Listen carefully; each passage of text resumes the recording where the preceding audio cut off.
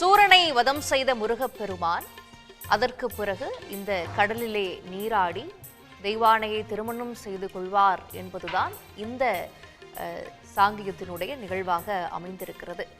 இதை குறிக்கக்கூடிய ஒரு வகையில் ஒரு பாடலையும் நம்ம பார்க்கலாம். சரவண பொய்கையில் நீராடி துணை தந்தருள்கின்றேன் முருகனிடம். சரவண பொய்கையில் நீராடி துணை தந்தருள்கின்றேன் முருகனிடம். இருக்கரம் நீட்டி வரம் கேட்டே அந்த மன்னவன் இன்னருள் மலர் தந்தான். சரவண பொய்கையில் நீராடி துணை தந்தருள்கின்றேன் முருகனிடம். அவனிடம் சொன்னேன் என் அஞ்சுதலை அந்த அண்ணலே தந்து வைத்தார் ஆறுதலை.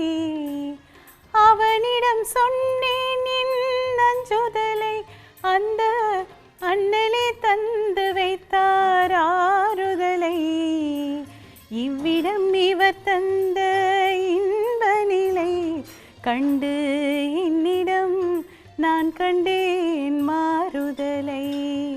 சரவண பொய்கையில் நீராடி துணை தந்தருள்கின்றேன் முருகனிடம். ஒரு அழகான பாடல். ஐயா, இப்போ இந்த வதம் செய்ததற்கு பிறகு பக்தர்களும் அந்த கடல்ல போய் நீராடிட்டு வர்றதெல்லாம் நம்ம பார்க்கிறோம். இது எதை குறிக்குது? பொதுவாக ஒரு புனித நீராடல் அப்படின்றது நம்ம பக்தி மார்க்கத்தில் இருக்கக்கூடிய ஒரு பெரிய சிறப்பு. ஒவ்வொரு நதிகளுக்கும் நம்ம புனித நதியாக வச்சுருக்கோம். ஒரு கடலில் குளிக்கிற போது முருகப்பெருமான் சக்தி வேலை கையில் கொண்டு அவனுக்கும் ஒரு ஞானத்தை கொடுத்து அவனை அழித்து ஆட்கொண்டதுனாலே, அவனை இருகூறாக பிளந்ததினாலே அந்த சூரனை வதம் செய்வதாக கருதி மக்கள் எல்லாம் கடலிலே போய் நீராடி அந்த ஒரு காட்சியை அவங்க பார்த்தனால் நீராடி விட்டு புனித நீராடி விட்டு நேராக திருக்கோவிலுக்குள்ளே முருகப்பெருமானுக்கு தொடர்ந்து நடைபெறுகிற அந்த பாலாபிஷேகம் மற்ற அபிஷேக ஆராதனைகள் பூஜைகள் எல்லாவற்றிலும் கண்டு பார்ப்பதற்கு உள்ளே ஆலய வழிபாட்டுக்கு செல்வார்கள். இது ஒரு எப்பொழுதுமே நம்ம நாட்டில் இருக்கக்கூடிய ஒரு ஐதீகம். அந்த பழக்கம்தான் வீட்டுக்குள்ளேயும் பல இடங்களில் வந்துடுது. ஒரு எதிரியாக இருந்தாலும் அவனை வீழ்த்தினாங்க இல்லையா, வீழ்த்திட்டதுனால அது கடலில் நீராடிட்டு போயிடுது. அதனால தான் ஒரு மங்கள நிகழ்ச்சி தொடங்குவாங்க. ரெண்டாவது நீங்கள் சொன்ன மாதிரி தேவர்களுடைய பிரச்சனைகளை தீர்ந்து விட்டது. அவங்க தங்களுக்கு மகிழ்ச்சியை எப்படி வெளிப்படுத்துறது? அதனால்தான் தேவர்குலத்தில் தெய்வானையை திருமணம் செய்கிறார். அது இன்னொரு தளத்தில் நடக்கும். அப்போ அது தொடர்ந்து நடக்கிற அந்த நிகழ்வுகள் இருப்பதுனால ஒரு மங்களமாக அந்த காட்சி நிறைவேறும். அதனால்தான் இந்த பாடல் ஒன்று நினைவுபடுத்துகிறேன். ஒரு அற்புதமான பாடல் அது. அந்த வேல் கூட சக்தி கொடுத்த பிறகு சக்தி வேலாக இருந்தது. சூரன் மீது வீசப்பட்ட பிறகு அது வேலாயுதமாக மாறியது. அதனால்தான் முருகப்பெருமானுக்கு சுப்பிரமணிய சுவாமிக்கு வேலாயுதம்னு ஒரு பேர் உண்டு. வேலையே ஆயுதமாக கொண்டு அவனை ஆட்கொண்டதனால் அவருக்கு வேலாயுதம்னு பேர். இதுக்கு நடுவில் அங்கே திருச்செந்தூர்ல இருந்து வரக்கூடிய காட்சிகளை பார்க்கிறோம். ஒரு பக்கம் வெள்ளலையாக அந்த கடல் அலை இந்த கோயில் கடற்கரையை தழுவக்கூடிய காட்சி, இன்னொரு பக்கம் அப்படியே ஜொலிக்கக்கூடிய மின்னொளி. இதற்கு நடுவில் இந்த சூரசம்ஹாரம் முடிஞ்சு பக்தர்கள் கடல்ல நீராடக்கூடிய பொறுத்தவரையிலே கடல் அலைகளை விட மக்கள் அலைகள் தான் அதிகமாக இருக்கிற மாதிரி எனக்கு தோணுது. ஏன்னா அலைகள் கூட கரையோரமாக நிற்கிறது. இன்னொரு பக்கம் அந்த கடல் அலைகள் கூட புண்ணியம் செய்தது. எப்பொழுதும் முருகப்பெருமானுடைய திருவடியை தொட்டு வணங்கி செல்லக்கூடிய ஒரு இயற்கை வழிபாடாக கூட அது இருக்கிறது. இதற்கு நடுவுல இந்த விளக்குகளால அலங்கரிக்கப்பட்டு ஆமா, எவ்வளவு நீளத்துக்கு அந்த கடற்கரையில மக்கள் ஒரு குவிஞ்சிருக்கிறாங்க. தேவ உலகம் என்று ஒரு நம்ம கற்பனை செய்து கொண்டிருக்கிற ஒரு புராணம் மாதிரி கற்பனை உலகத்தில் ஒரு தேவால உலகத்தை நம்ம நினைக்கிற மாதிரி இப்போ அந்த திருச்செந்தூரை உருவாக்கி இருக்கிறார்கள். ராஜகோபுரம் பளிச்சிடும் வண்ண விளக்குகள், திருக்கோயில் வளாகம் முழுவதும் வண்ண விளக்குகள். அதுவும் சமீபத்தில் கும்பாபிஷேகம் நடைபெற்று அடுத்து முதல்ல நடக்கிற சூர சம்ஹாரம் இதுதான் போது உலகெங்கிலும் பிற மாநிலங்களிலிருந்து வந்திருக்கிறாங்க இந்த வழிபாட்டுக்கு. இப்போ வேலுக்கான மிக விமர்சையான ஒரு வழிபாடு இப்பொழுது நடந்து கொண்டிருக்கிறது. அந்த வேலை போற்றுகிற வகையில் வேலுக்கு மலர் அலங்காரம் சூட்டி உற்சவமூர்த்திக்கு ஒரு மிக அற்புதமான அலங்காரத்தை செய்து பெருமானுடைய அருளுக்கு மக்களெல்லாம் பாத்திரமாகிற பெருமிதத்தை சிவாச்சாரிய பெருமக்கள் இங்கே செய்து கொண்டிருக்கிறார்கள். அதனால்தான் ஆறிரு தடந்தோள் வாழ்க, ஒரே பாட்டில் அவதாரம் இருக்குது. ஆறிரு தடந்தோள் வாழ்க, அறுமுகம் வாழ்க. அப்போ முருகப்பெருமானுடைய அவதாரம் வந்துடுச்சு. அதில் ஊருசை தனிவேல் வாழ்க, குக்குடம் வாழ்க செவ்வேல், ஏரிய மஞ்சை வாழ்க, யானைதன் அணங்கு வாழ்க, மாறிலா வள்ளி வாழ்கனும் போது அத்தனை நிகழ்வுகளும் அந்த ஒரு பாட்டுக்குள்ளே அடங்கி போகுது. வாழ்க சீர் அடியாரெல்லாம்னு நிறைவு நடக்கும். முருகப்பெருமானை வணங்குகிற அடியார்கள் அத்தனை பேரும் நீடூழி வாழ்க என்று அந்த நிறைவு வரி அமைந்திருக்கிறது. இன்னும் நான் பார்த்த காட்சி, இலங்கை சென்ற போது யாழ்ப்பாணத்தில் பாருங்க, கடல் அலைகள் கீழே, கடல் கீழே வானளாவ உயர்ந்திருக்கிற திருக்கோபுரத்தின் காட்சி, வண்ண விளக்குகளின் அலங்காரம். நாம் எங்கள் கண் முன்னாலேயே கோடிக்கணக்கான மக்கள் இந்த அற்புதமான ஒரு இயற்கையாக இருக்கக்கூடிய ஒரு காட்சி. 17ஆம் நூற்றாண்டில் கட்டப்பட்ட அந்த திருக்கோபுரம் அன்னைக்கு அவங்க நினைச்சாங்களோ இல்லையோ, இன்னைக்கு அது காட்சி அப்படி நமக்கு கிடைத்திருக்கிறது. அந்த பாக்கியம் இப்ப திருப்பணி செய்யப்பட்டு புதுப்பிக்கப்பட்டு இன்னும் புது பொலிவோடு, புது பொலிவு அந்த கோபுரம். ஆமாம், முருகன் இப்பொழுதுதான் உதித்தது போல ஒரு காட்சியை நம்ம பார்க்குறோம். இன்னும் ஒரே ஒரு இது என்னன்னா, ஒரு சூரியன் உதயம் ஆயிட்டதுன்னா இன்னும் கண்கொள்ளா காட்சியாக இருக்கும். அது காலை வரைக்கும் பார்க்கணும். அது இப்போ இதுல இதற்கு பிறகு ஒரு ராஜ அலங்காரத்தோடு பெருமான் காட்சி அளிப்பார். வெற்றி பெற்றதுனால ராஜாவாகிறார், அரசாட்சிகிறார். வெற்றி பெற்ற பிறகு அந்த வேல் ஒரு ராஜ அலங்காரத்தோடு அங்க பெருமிதமான ஒரு சூழ்நிலையை அங்க காட்சி கொடுக்கிறார். இப்போ நம்ம இந்த இந்து மத வழிபாட்டுல கடவுள்கள் இருக்கிறாங்க. ஆனா முருகப்பெருமானுக்கு அந்த ராஜா என்கின்ற ஒரு அந்தஸ்தும் ஒரு பட்டமும் வழங்கப்பட்டிருக்கிறத பார்க்கிறோம். திருச்செந்தூரின் கடலோரத்தில் செந்தில்நாதன் அரசாங்கம் ஒரு அரசை நடத்துகிறார். இந்த தமிழ் குடிக்கு ஒரு அரசனாக இருக்கிறார், ராஜாவாக இருக்கிறார்னெல்லாம் சொல்லும்போது கடவுளை மன்னனாக, அரசனாக, கோவாக பார்க்கிறாங்க இல்லையா? அதை எப்படி புரிஞ்சுக்கிறது? அதுதான் நம்ம தெய்வானை என்ற ஒரு பெண்ணையும் மணக்கிறார், கீழ் தட்டில் இருக்கக்கூடிய வள்ளி என்ற குறப்பெண்ணையும் மணக்கிறார்னா ஒரு சமூக நீதியை அங்கே நிலைநாட்டுறாரு இல்லையா? அப்போ அவர் ராஜா தானே. அப்போ அவருக்கு நமக்கு எல்லாருக்கும் முன் உதாரணமாக இருக்கிறார் இல்லையா?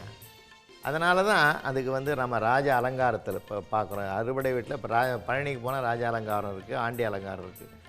அதில் பக்தர்களுக்கு இன்னொரு சிறப்புன்னா, ராஜ அலங்காரத்தை பார்த்துட்டான்னா அன்றைக்கி அவங்க வாழ்க்கையிலே பெரிய புகழ் வரப்போகுதுன்ற முழுமையான நம்பிக்கையோடு வருவான். எப்போ நம்பிக்கை பிறகுதோ அவனுக்கு ஆற்றல் பெருகும். அது இல்லைங்களா? அதனால தான் பார்த்தீங்கன்னா அந்த வேலுக்கு இந்த சூரபத்மாவுடைய நிகழ்வுக்கு பிறகு அந்த வேலுக்கு அவ்வளோ பெரிய சிறப்பு, மகுடத்தையும் சூட்டிட்டாங்க. வேல் வகுப்புன்னே பாடியிருக்கிறார் அருணகிரிநாத சுவாமி. நான் இலங்கை போயிருந்த யாழ்ப்பாணத்தில் சொற்பொழிவு பண்ண போயிருந்த போது நல்லூரில் போய் வணங்க போனேன். பிரம்மாண்டமான கோயில், வேலை மட்டுமே வேலை மட்டும்தான் அந்த திருக்கோயில் வளாகத்தில். அவ்வளவு பிரம்மாண்டமான திருக்கோயிலுக்குள்ளே போனீங்கன்னா வேல் மட்டும்தான் இருக்கும். பிரதானம் அங்கே வேல் வடிவத்தில் முருகப்பெருமானே அங்கே காட்சி அளிக்கிறார். அப்படிப்பட்ட ஒரு பெருமிதம் அந்த இலங்கை தமிழர்களால் ஏற்றுக்கொள்ள இது ஒரு நம்பிக்கை கூட இருக்கும். இங்க வதம் செய்யும் பொழுது அந்த வேல் இலங்கையில ஒரு மலையை இரண்டாக பிளந்தது அப்படிங்கிற மாதிரி, அதுல அங்க வேல் நிலைநாட்டப்பட்டதுன்ற மாதிரி ஒரு நம்பிக்கை கூட சொல்லுவாங்க. உண்டு. இப்பொழுது நம்ம மீண்டும் அந்த அற்புதமான காட்சியை பாருங்க. எங்க பாருங்க, கண்ணுக்கு எட்டிய தூரம் வரை மக்கள் கூட்டம்தான்.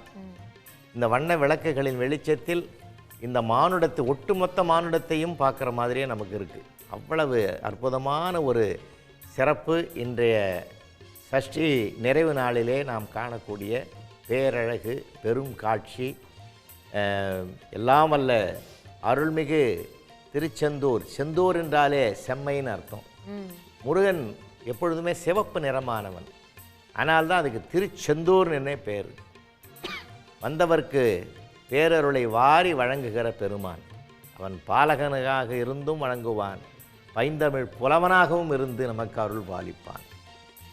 அவைக்கே தமிழ் கற்றுக் கொடுத்தவன் அல்லவா? அங்கும் கர்வத்தை தானே அடக்குகிறான். இப்போ ஔவையார் சூரபத்மனுடைய கர்வத்தை மட்டும் அடக்கல, ஔவையாருடைய கல்வியினால் வந்த ஆணவத்தையும் அங்கே அடக்குகிற ஒரு சிறப்பை நாம் அங்கே பார்க்குறோம். அதனால்தான் நான் ஆரம்பத்தில் செல்வத்தால், கல்வியால், புகழால் வருகிற கர்வத்தை அடக்குகிறி, நீ ஒரு மனிதனாக நீ உன்னை உணர் அப்படின்ற ஒரு தத்துவத்தை தான் நம்முடைய சுப்பிரமணிய சுவாமி பேரருளால் நமக்கு இந்த பிரபஞ்சத்துக்கு வெளிப்படுத்துகிற பெருமை. இப்பொழுது ஒரு நல்ல சிறப்பான அலைகடலென திரண்டிருக்கக்கூடிய மக்களுக்கு ஒரு அருங்காட்சியாக எல்லாம் வல்ல முருகப்பெருமானுக்கு அலங்காரம் கோலத்திலே நாம் இப்போ பார்க்குறோம். மிகப்பெரிய அலங்காரத்தினை மலர் சூட்டி, மாலை சூட்டி, மகுடம் சூட்டி, மகுடமும் சூட்டி இப்பொழுது ஒரு தமிழ் கடவுளுக்கு நடக்கக்கூடிய ஒரு மிகப்பெரிய சிறப்பினை நாம் கண்ணார பார்க்கிறோம். இன்றைக்கும் நாம் பெருமைப்பட வேண்டியது தமிழன் ஆதினால் தொட்டு வணங்கிய முதல் கடவுள், தமிழ் கடவுள் முருகப்பெருமான் தான். அந்த முருகா என்று ஒரு முறை உருகினாலே அனைத்தும் சிறப்பாக அமையும் என்ற முழு நம்பிக்கையும் தமிழர்கள் உள்ளத்தில் ஏற்றுக்கொண்டிருக்கக்கூடிய ஒரு பெரிய சிறப்பு. அதனால்தான் அன்றைக்கே திருமுருகாற்றுப்படையில் அது மாதிரி உலகலாம் உணர்ந்துன்ற அடியெடுத்து கொடுத்து தான் சேக்கிழாருக்கும் அடியெடுத்து கொடுத்தார் சர்வேஸ்வரன். அதனால் நமக்கு இன்னும் சொல்ல போனால் முருகப்பெருமான் நக்கீரர் ஆரம்பத்தில் பாடமாட்டேன்ட்டார். திருமுருகாற்றுப்படை வந்த வரலாறு நிறைய பேருக்கு தெரியாது. சொல்லுங்க. முருகனை நான் பாடமாட்டேன்னாரு. சிவனை பாடும் வாயால் எவனையும் பாடமாட்டேன்னார். அப்போ தான் இவரை திருப்பரங்குன்றத்துக்கு வருகிற போது முருகன் ஒரு திருவிளையாடல் பண்ணுறார். சிவபெருமானுக்கு மட்டும் 64 திருவிளையாடல், முருகனுக்கும் பல திருவிளையாடல்கள் இருக்குது. ஏன்னா நான்முகனுக்கு ஓம் என்ற பிரணவத்துக்கு அர்த்தம் கேட்டார்ல, ஓம் என்ற பிரணவத்துக்கு அர்த்தம் சொல்லுன்னார். சொல்ல தெரியலன்னும் போது தான் அவரே தலையில் குட்டினார். அவன் ஆணவமும் அடங்கணும், எல்லாம் தெரியும்னு நினச்சான்ல பிரம்மா, அவனுடைய ஆணவத்தையும் அடக்கினார். அப்போ அவன் எல்லாம் சுற்றி பார்த்தீங்கன்னா அத்தனை நிகழ்வுகளுமே ஆணவத்தை அடக்குவதாகத்தான் அமைந்திருக்கும். அப்போது சிவனை பாடும் வாயால் எவனையும் பாடமாட்டேன்னு ஒரு கொள்கையில் இருந்த நக்கீரரை திருப்பரங்குன்றத்துக்கு வரவழைச்சி அங்கே குளத்தில் கை கால் சுத்தம் படுத்திக்கிட்டு நம்ம கோயிலுக்கு போகணும்னு நினச்சவர் கரையோரத்தில் பார்த்தீங்கன்னா கரைக்குள்ளே ஒரு அதிசய உயிரினம் உள்ளே ஒன்று இழுக்குது, வெளியே ஒன்று இழுக்குது. அந்த உருவம் என்னான்னு உத்து பார்க்குறாரு. உள்ளே இருக்கிறது மீனாக இருக்குது, வெளியே இருக்கிறது பறவையின் உருவமாக இருக்குது. இப்படிப்பட்ட ஒரு பிறவியை நான் பார்த்ததே இல்லையே. ஒரு பக்கம் பறவை, ஒரு பக்கம் மீன். பறவை கரைக்கு இழுக்கிறது, மீன் தண்ணிக்கு இழுக்கிறது. இன்னும் இந்த உபாதையை என்னால் பார்க்க முடியலன்னு நக்கீரர் தன்னுடைய கூரிய விரலால் நடுவில் கிழித்து ரெண்டையும் பிரிச்சுடுறார். இரண்டும் இறந்து போகுது. அங்கே இருக்கிறது ஒரு கற்பனை கதை தான், இருந்தால் கருத்தை நம்ம எடுத்துக்கணும். கற்குமுகின்ற ஒரு போதம் அங்கே காவல் தெய்வமாக இருக்கிறது. இந்த குற்றத்தை நீ செய்ததினாலே நீயும் சிறையில் தள்ளப்படுவாய். பல குற்றங்களை செய்த 999 பேர் அந்த குகைக்குள் சிறை வைக்கப்பட்டிருக்கிறார்கள் வான்னு சொல்லி இவரையும் நக்கீரரையும் கூட்டி போயிடுது. இந்த 999 பேர் ஏற்கனவே அடைக்கப்பட்டிருக்கிற அத்தனை பேர் நக்கீரரை பார்த்துட்டு பதறி போய் கதறலாம். ஏன் கதறீங்கன்னு கேட்டாங்க. அப்போ தான் ஒருத்தன் சொன்னான் அந்த கூட்டத்தில், எப்போ 1000 உங்களை நான் யாரையும் சாப்பிட மாட்டேன், எப்போ 1000 என்ற எண்ணு பூர்த்தி ஆகுதோ அப்போ தான் எல்லாரையும் சாப்பிடுவேன்னு இந்த போதம் சொல்லிச்சு. 999 வரைக்கும் நாங்கள் நிம்மதியாக இருந்தோம். இப்போ நீ சேர்ந்ததுனால எங்கள் அத்தனை பேரும் நீங்கள் கொண்டு போகிறதுக்கு நீ வந்துட்டேன்னு கவலையாக இருக்குதுன்னு. அப்போ தான் நக்கீரர் சொல்கிறார், கவலைப்படாதீங்க, நான் ஒருவன் உள்ளே வந்ததனால் நீங்கள் 999 பேருக்கும் ஆபத்து என்று கருதுகிறீர்கள், அதை ஆனந்தமாக மாற்றி காட்டுகிறேன் என்று சொல்லி முருகப்பெருமான் மேலே பாடுறார். அப்போ தான் அடியெடுத்து உலகம் ஓப்ப வலநேர்பு திரு பலர் புகழ் ஞாயிறு கடல் கண்டாங்க. அந்த கடல் கண்டாங்க இப்போ ஒரு பல ஆயிரம் சூரியன்களை வச்சு அந்த ஒளியை பார்த்தால் எப்படி இருக்குமோ அதுபோல் கடற்கரையில் வைத்து உன்னை பார்க்கிறேன்னு சொன்னார் பார்த்தீங்களா, அதுதான் திருச்செந்தூர். திருமுருகாற்றுப்படை அதில் தான் தொடங்குதுங்க. அந்த ஆற்றுப்படையை பாடி மகிழ்வித்த உடனே முருகப்பெருமான் அந்த கற்குமுகியினுடைய வேகம் தணிகிறது. முருகன் 1000 பேரை விடுதலை அடைவிக்கிறார். 1000 பேர் விடுவிக்கப்படுகிறார்கள். அப்போ நக்கீரர் திருமுருகாற்றுப்படை பாட வைத்து தமிழையும் அந்த இனிய தமிழையும் ஏற்றுக்கொண்டு, ஆற்றுப்படைனா என்ன தெரியுங்களா, ஒருத்தன் சாமி கும்பிட்டுட்டு வந்தான்னா இன்னும் ஒரு வழியில் ஒரு பக்தன் போனான்னா இங்கே போ, இந்த வழியில் போ. இப்போ கூகுள் மேப்பு காட்டுற மாதிரி அந்த காலத்தில் ஒரு அடியான் இன்னொரு அடியானுக்கு வழி சொல்லி கொடுத்தான். இந்த பக்கமாக மார்க்கம்னு பௌத்த மதத்துல அட்ட மார்க்கம் நல்லா இருக்கிற மாதிரி இதுலயும் வழிபடுத்துதல். அதுதான் ஆற்று வழிப்படுத்துதனால் தான் அது ஆற்றுப்படைன்னு பேர். அப்படி ஆற்றுப்படையில் வந்து ஒரு பக்தன் இன்னொரு பக்தனை ஆற்றுப்படுத்தும். இந்த திருத்தலத்துக்கு போ, இந்த பெருமை கிடைக்கும், இப்படிலாம் நீ வணங்கணும்னு அவனுக்கு இந்த அருள் கிடைக்கும். ஒரு புலவன் ஒரு புலவனை ஆற்றுப்படுத்துவான், இந்த வள்ளல் கிட்ட போ அப்படின்னு. ஆகையினால பக்தனுடைய வேண்டிய வரங்களையெல்லாம் அள்ளி தருவதனால முருகப்பெருமான் வள்ளல் என்று அழைக்கப்பட்டான். அப்படிப்பட்ட ஒரு பல்வேறு பெருமைகள் முருகப்பெருமானுக்கு இருக்கிறது. குறிஞ்சி நில கிழவோன்னு பேர். கிழவோன்னா தலைவன் அர்த்தம் தமிழில். குறிஞ்சி நிலம் என்பது காடும் மலையும் மலை சார்ந்த இடம். மலையும் மலை சார்ந்த இடத்துலலாம் குன்றுதோர் அந்த குமரக்கடவுள் இருப்பார். இந்த ஞானப்பழத்துக்கு ஒரு பிரச்சனை வந்தது இல்லை, அந்த ஞான கனியை பெறுவதற்கு உலகத்தை வலம் வர வேண்டும் என்று ஒரு போட்டி வைக்கிறது. யார் வைக்கிறாங்கன்னு போது அன்னையும் பிதாவும் முன்னறி தெய்வம் என்பதனாலே தாய் தந்தையை விட உலகம் எது இருக்கிறதுன்னு விநாயகப் பெருமான் வலம் வந்து கனியை பெற்றுகிறாரு. இவர் மயில் வாகனத்தில் உலகம் முழுவதும் சுற்றி வந்தார்னு சொல்லுவாங்க. இதில் நான் என்ன பார்க்குறேன்னா, ஒரு ஆன்மீக கருத்து, மயில் வாகனத்தை எடுத்துக்கொண்டு முருகப்பெருமான் வெளி உலகத்துக்கு கிளம்புறதுனால அவர் ஒரு யோசிக்கிறதுல குறைவானவர் என்பது அர்த்தம் அல்ல. 2 பிள்ளைகளும் ஒரு உண்மையை உணர்த்துகிறார்கள். அம்மையப்பன்தான் உலகம் என்று கருதி உலகத்துக்கு உணர்த்தியது ஒரு பிள்ளை. உலகம் முழுவதும் இருப்பவன் அம்மையப்பன்தான் என்று உணர்த்தியது மயில்மேல் சென்ற முருகப்பெருமானுடைய செயல் என்பது பார்க்கிற போது தனக்கென்று ஒரு தனி ராஜ்யத்தை உருவாக்கி கொண்டார். பிறகு அப்போ தன்னம்பிக்கை என்ற ஒன்றையும் இந்த உலகத்துக்கு கற்ற மிகப்பெரிய வழிபாட்டுக்குரிய கடவுள்தான் முருகப்பெருமான்.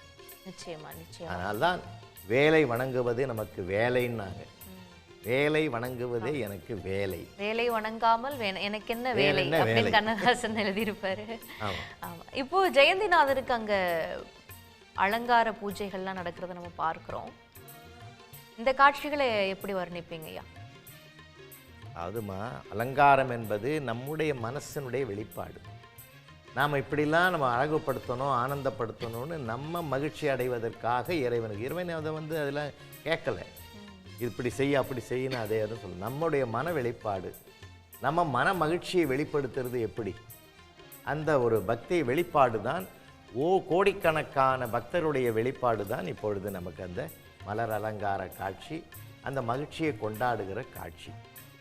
நமக்கும் அந்த பேரருளை இறைவன் தருவான் என்ற முழு நம்பிக்கை. இதே மாதிரி அங்கு நேரடியாக செல்ல முடியாத மக்கள், பல லட்சம் மக்கள் நம்முடைய நேரலை வாயிலாக இந்த காட்சியெல்லாம் நியூஸ் மிகப்பெரிய புண்ணியத்தை எல்லாருக்கும் கொண்டு போய் சேர்த்துருக்கிறது. அவர்களுக்கு ஒரு மன நிறைவு தான் நம்ம வாழ்க்கை. எதுவுமே எல்லா இடத்துலையும் போதும் என்ற ஒரு நிறைவான சொல் எந்த மனிதனுக்கு மனதில் ஏற்படுகிறதோ அவன் வாழ்க்கை நிறைவாகும். மனம் என்பது அதைத்தான் விரும்பணும். மனம் மலராக மாற வேண்டும் என்றால் இறைவனை தொழுவது, அவன்தான் எல்லாம் என்று நினைக்கிறது. இப்போ நம்ம அங்கே இருக்கக்கூடிய பக்த கோடிகளில் சிலரை நம்ம பேட்டி எடுத்தோம்ல, சன் நியூஸ் வாயிலாக பேட்டி எடுத்தோம். அவர்களெல்லாம் என்ன அன்பான வார்த்தையை சொன்னாங்க? ஒரு சென்றவா ஆண்டு வேண்டிக்கிட்டங்க, இந்த ஆண்டு குழந்தை பெறப்பட்டதுன்னு சொன்னாங்க இல்லைங்களா, அந்த நம்பிக்கை. அப்போ நீங்கள் தமிழ் கடவுளை நம்பினா உலகத்தில் நீங்கள் நம்பிக்கையெல்லாம் நிறைவேற்றுவாங்கன்றது அது ஒரு பார்வை இருக்குது. அதில் முருகன் என்றாலே மனசு உருகுமா. வள்ளல் எல்லாருக்குமே ஒரு ஆனந்தமான பேர் வரும். சொந்தம் கொண்டாடுற மாதிரி அவரவர் வீட்டு பிள்ளை மாதிரி, உறவினர் மாதிரி முருகனை கூப்பிடுறாங்க. செல்வம்ங்கிறாங்க, அழகுன்றாங்க, கந்தான்றாங்க, வாடா போடான்னு கூட பேசுறாங்க. அப்படி வந்து ரொம்ப உரிமைக்கான உருவமா முருகன் மாறிட்டார் இல்லையா? வள்ளியே அதை தான் தொடங்கி வச்சாங்க. வாடா போடா ஏடா அப்படின்னு தான் அருணகிரியார் எழுதுவார். அதனால் இப்போ நம்ம இந்த கலாச்சாரத்தில் நிறைய பிள்ளைகள் அப்படி ஒருத்தர் பேசுகிறாங்கன்னு நம்ம சொல்கிறோம்னா அன்றைக்கே வள்ளி தொடங்கி வச்சது தான் அது. அதாவது ஒரு பரஸ்பர எளிமை. ஏடா வேடா போடா அப்படின்னு சொல்லுவாங்க. பரஸ்பர எளிமை அது, பரஸ்பர எளிமை. அந்த எளிமையினுடைய வடிவமாகத்தான் எல்லாம் வல்ல பெருமானை நம்ம பார்க்கணும், முருகப்பெருமானை நம்ம பார்க்கணும். ஒரு குழந்தை வடிவத்தில், பிள்ளை வடிவத்தில், ஒரு வாலிப குமரப்பருவமான வடிவத்தில் பார்க்குறோம்.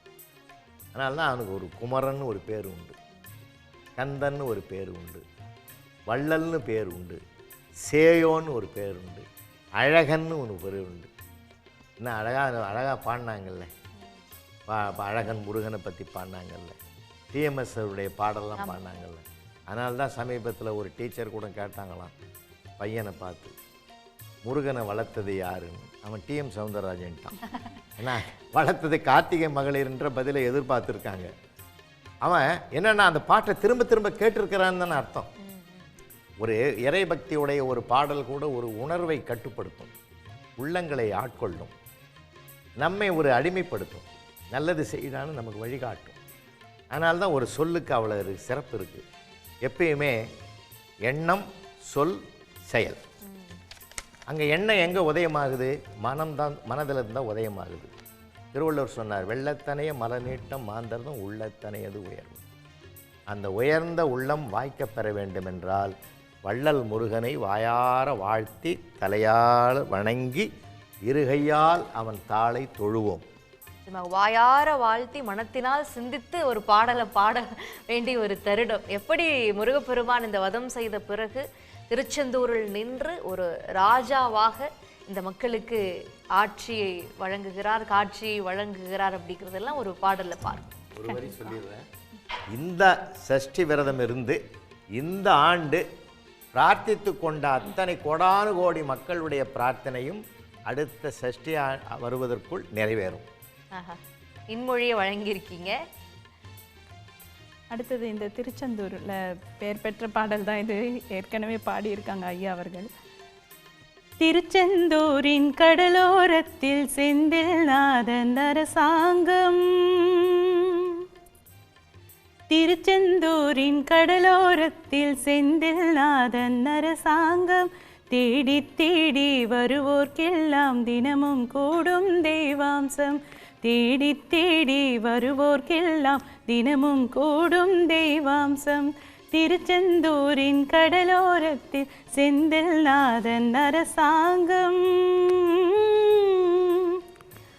அசுரரை வென்ற இடம் அது தேவரை காத்த இடம், ஆவணி மாசியிலும் வரும் ஐப்பசி திங்களிலும், அசுரரை வென்ற இடம் அது தேவரை காத்த இடம், ஆவணி மாசியிலும் வரும் ஐப்பசி திங்களிலும், அன்பர் திருநாள் காணும் இடம், அன்பர் திருநாள் காணும் இடம், அசுரரை வென்ற இடம் அது தேவரை காத்த இடம், ஆவணி மாசியிலும் வரும் ஐப்பசி திங்களிலும், அன்பர் திருநாள் காணுமிடம், அன்பர் திருநாள் காணுமிடம், திருச்செந்தூரின் கடலோரத்தில் செந்தில் நாதன் அரசாங்கம். கோவிலின் அருகினில் கூடிய கூட்டங்கள் தலையா கடலலையா, கோவிலின் அருகினில் கூடிய கூட்டங்கள் தலையா கடலலையா, குழந்தைகள் பெரியவர் அனைவரை இழுக்கும் குமரன் அவன் கலையா, கோவிலின் அருகினில் கூடிய கூட்டங்கள் தலையா கடலலையா, குழந்தைகள் பெரியவர் அனைவரும் இழுக்கும் குமரன் அவன் கலையா, திருச்செந்தூரின் கடலோரத்தில் செந்தில் நாதன் அரசாங்கம், தேடி தேடி வருவோர்க்கெல்லாம் தினமும் கூடும் தெய்வாம்சம், தேடி தேடி வருவோர்க்கெல்லாம் தினமும் கூடும் தெய்வாம்சம், திருச்செந்தூரின் கடலோரத்தில் செந்தில் நாதன் அரசாங்கம். அழகான பாடல் ஐயா. அந்த காட்சிகளை நம்ம பார்க்கிறோம், அந்த மக்கள் வெள்ளத்துக்கு நடுவுல முருகப்பெருமான் நீந்தி வர்றது மாதிரி இருக்கு. முற்காலத்துல எல்லாம் இந்த சூரசம்ஹார நிகழ்வு எப்படி நடந்திருக்கும் நமக்கு பார்த்திருக்க மாட்டோம், நினைக்க கூட முடியாது. இன்னைக்கு நேரடியா பாக்குறோம். எத்தனை செல்போன்கள் அதுக்கு முன்னாடி அனுபவித்திருக்கு. சொல்லுக்குள் அடங்காத பெரும்புகளுடைய பெருமானை செல்லுக்குள் கொண்டு வர்றாங்க. அதை பார்த்து பார்த்து மகிழலாம். அதனால அந்த உண்மையிலே அதை பெருமைப்படணும்.